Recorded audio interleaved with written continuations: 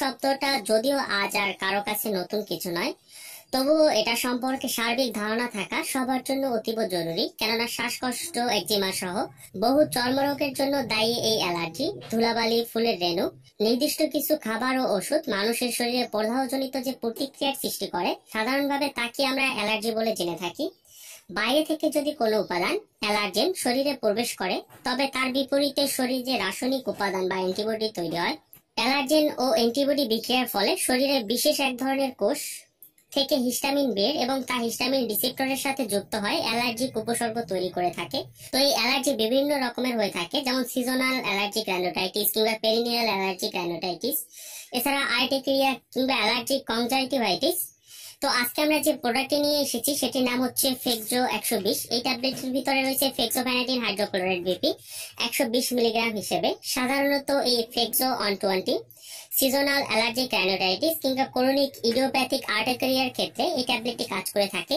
তো আজকে আমরা এই ফেক্সো 120 সম্পর্কে বিস্তারিত জানবো। এই ট্যাবলেটটি আপনারা কিভাবে খাবেন, এটি খাওয়ার নিয়ম কি এবং এটি কি কি কাজ করে থাকে সে সম্পর্কে আজকে আমরা বিস্তারিত জানবো। তবে জানার পূর্বে একটি ব্যাপার, যারা এখনো আমার চ্যানেলটি সাবস্ক্রাইব করেনি, যারা আমার চ্যানেলে নতুন দেখছেন, তারা অবশ্যই আমার চ্যানেলটি সাবস্ক্রাইব করবেন। আর ফেক্সো 120 ট্যাবলেটটি সাধারণত বাজারজাত করে থাকে স্কয়ার ফার্মাসিউটিক্যাল লিমিটেড।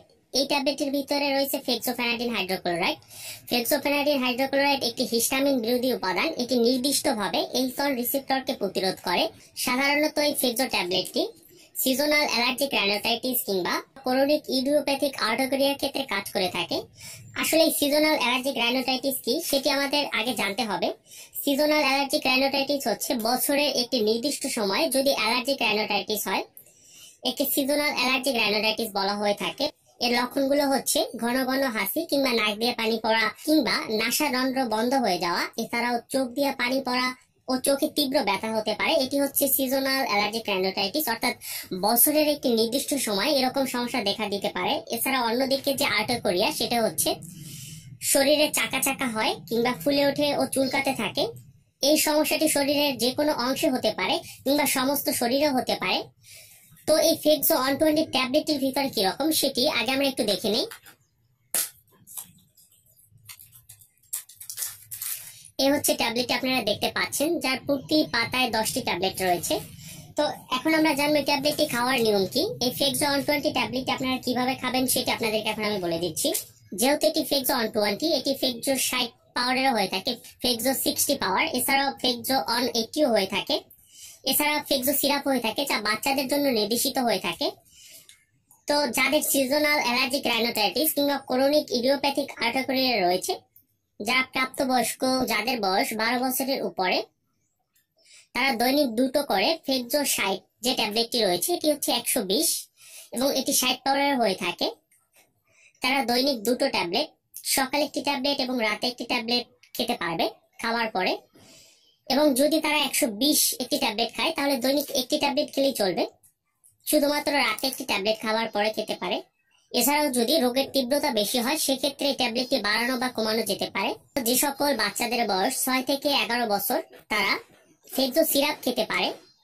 তবে অবশ্যই আপনারা এটি খাওয়ার পূর্বে কোনো রেজিস্টার্ড ডাক্তারের পরামর্শ নিয়ে খাওয়ার চেষ্টা করবেন।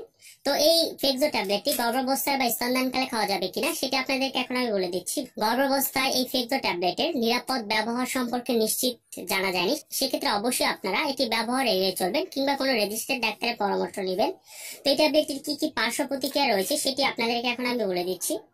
এই ট্যাবলেটটির পার্শ্ব প্রতিক্রিয়ার ভিতরে রয়েছে মাথা ব্যথা কিংবা ক্লান্তিবোধ কিংবা ঘুম ঘুম ভাব হতে পারে, এছাড়াও বমি বমি ভাব কিংবা মুখ শুকিয়ে যাওয়া, এছাড়াও পরিপাকতন্ত্রীয় সমস্যা দেখা দিতে পারে। তবে অবশ্যই আপনারা এটি ব্যবহারের পূর্বে সতর্কতা অবলম্বন করবেন। এছাড়াও যারা হার্ডওয়্যার কিংবা গাড়ি চালান, সেক্ষেত্রে অবশ্যই আপনারা এই ট্যাবলেটটি গ্রহণের পর এসব কাজ থেকে বিরত থাকবেন।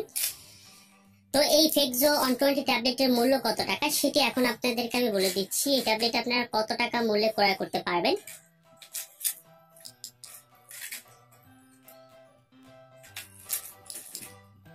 এই ফেক্সো ট্যাবলেটটি এর প্রতি পিসের মূল্য হচ্ছে 8 টাকা করে এবং এর প্রতি পাতার মূল্য হচ্ছে 80 টাকা। এই ট্যাবলেটটি, যার প্রতি পিসের মূল্য হচ্ছে 8 টাকা করে, আপনারা 80 টাকায় যে কোনো ফার্মেসির দোকান থেকে এই ফেক্সো ট্যাবলেটটি ক্রয় করতে পারবেন। তো সাধারণত এই ফেকজো ট্যাবলেটটি বাজারজাত করে থাকে স্কয়ার ফার্মাসিউটিক্যাল লিমিটেড। তো এই ছিল মোটামুটি ফেকজো ট্যাবলেট সম্পর্কিত সকল তথ্য ও উপাত্ত।